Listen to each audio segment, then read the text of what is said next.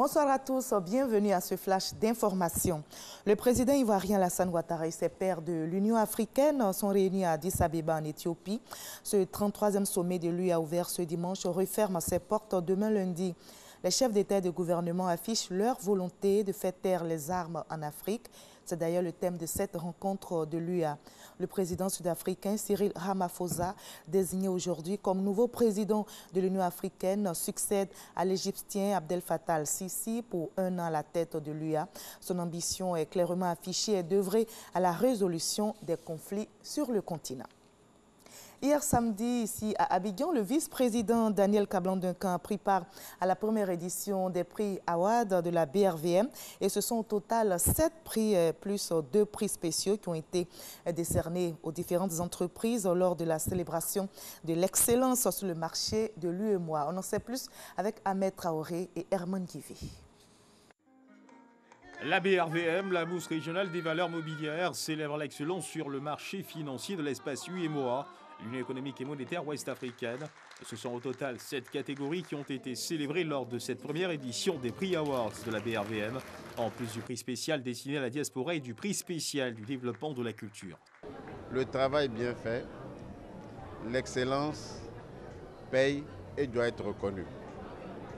Parce que effectivement, il y a des acteurs qui travaillent de façon ardue pour faire développer notre marché, pour faire avancer notre marché à plusieurs niveaux.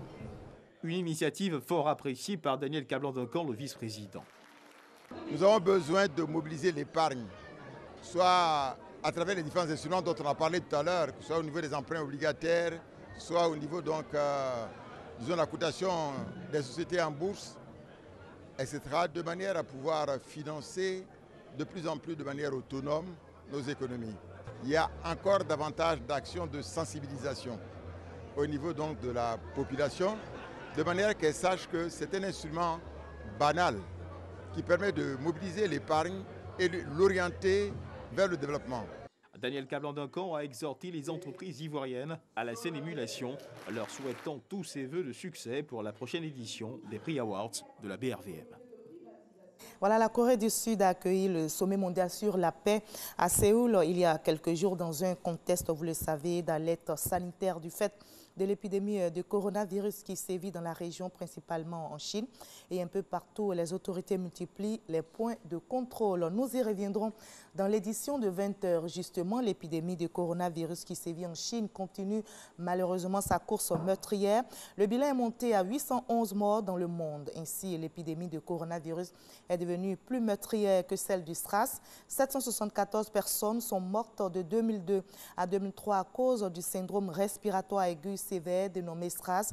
Après donc le SRAS, le coronavirus sévit en Chine. Le nombre de cas confirmés est de 37 198.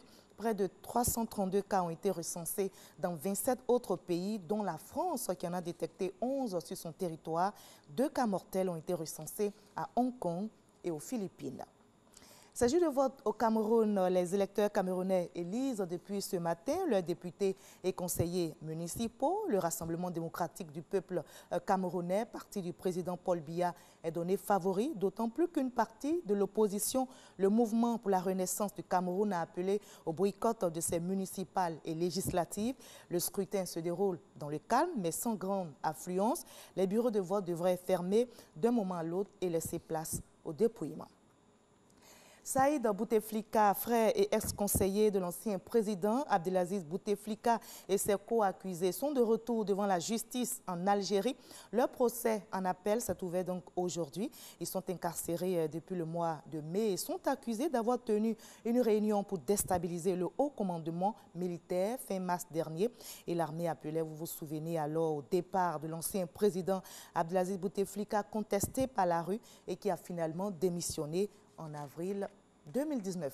Et on va se retrouver à 20h pour la grande édition tout à l'heure.